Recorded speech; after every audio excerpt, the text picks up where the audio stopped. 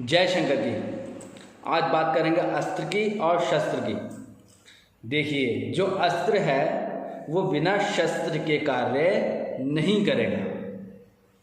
बहुत विलक्षण शक्तियाँ और विलक्षण मंत्र चाहिए होते हैं जिससे हम अस्त्र को बिना शस्त्र के प्रयोग कर सकें। उसके लिए बहुत दुर्लभ तपस्या चाहिए, लेकिन हम शस्त्र को बिना अस्त्र की सहायता से छोड़ सकते हैं और प्रयोग में ला सकते हैं। शस्त्र और अस्त्र में क्या भेद है? देखिए, जो मंत्र शक्ति और वरदानों की पूर्ति के लिए जो शक्ति शस्त्र में समा जाए तो वो अस्त्र का रूप ले लेती है। जैसे कोई भी साधक ब्रह्मा की तपस्या करके ब्रह्मास्त्र का वरदान ले लेता है तो वो ब्रह्मास्त्र का वरदान उसके शरीर के अंदर समावित हो जाता है। लेकिन जब उसको ब्रह्मास्त्र छोड़ने की आवश्यकता पड़ती है तब वो किसी शस्त्र का ही आह्वान करेगा, किसी शस्त्र का ही प्रयोग करेगा। उस शक्ति को उस शस्त्र के अंदर प्रवेश कराएगा। रामायण काल में, महाभारत काल में आपने देखा होगा, कोई भी शस्त्र जब वो व्यक्ति छोड़ रहे थे, तीर छोड़ रहे थे, त्रिशूल छोड़ रहे थे, तलवार छोड़ रहे थे या गदा छोड़ रहे थे, तो वो आह्वान करके ऐसा आह्वान करते हैं, ऐसे आह्वान करते हैं या इस तरीके से आह्वान करते हैं या ऐसे आह्वान करते हैं।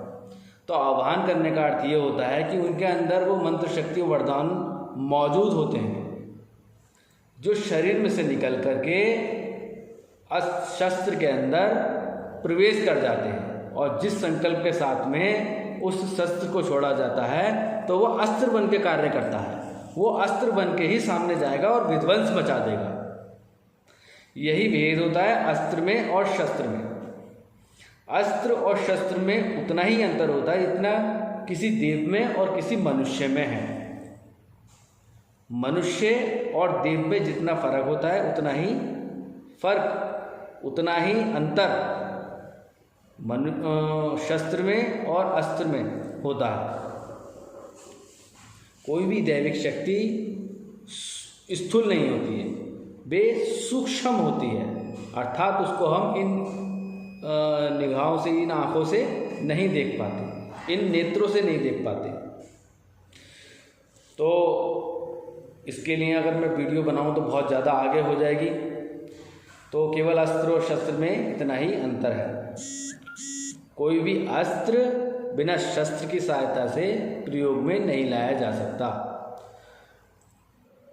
कर्ण की बात कर लें, महापुरुष कर्ण की बात कर लीजिए, एकलव्य की बात कर लीजिए, आप गुरु द्रोणाचार्य पितामह भीष्म की बात कर लीजिए, अर्जुन की बात कर लीजिए।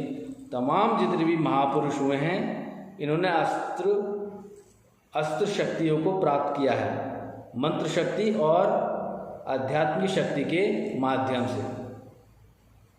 अर्जुन ने माता तारा की साधना करी थी। बहुत सारे शस्त्रों को माता तारा ने उनको दिया। देव कृपा से हमें शस्त्र और अस्त्र दोनों ही प्राप्त होते हैं।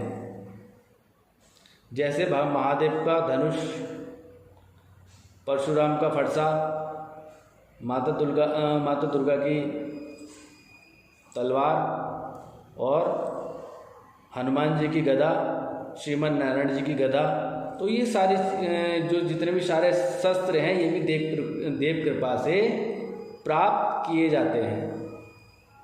तो अस्त्र और शस्त्र केवल इनके अंदर दैविक शक्तियाँ तो होती हैं, साथ में जो शस्त्र होता है हम उसको अपने इस स्थूल शरीर से देख सकते हैं, लेकिन हम अस्त्र को, जो अस्त्र होता है उसको हम अपने इस स्थूल शरीर से अनुभव नहीं कर सकते। यही अंतर होता है अस्त्र में और शस्त्र में। शस्त्र को हम भलीभांति देख सकते हैं और अस्त्र को हम नहीं देख सकते। वरदान रूप में वो हमारे शरीर के अंदर स्थित होता है। देव कृपा, किसी देवी की कृपा, ईश्वर की विशेष कृपा से, तपस्या से वो अर्जित किया जाता है। तपस्या से हम अस्त्रों को अर्जित करते हैं और स्थूल शरीर से हम शस्त्रों को चलाना सीखते हैं, अर्थात उसकी शैली क्या है, उसका प्रयोग क्या है, वो हम स्थूल शरीर से सीखते हैं। इसीलिए आपने जितने भी महापुरुष देखे होंगे,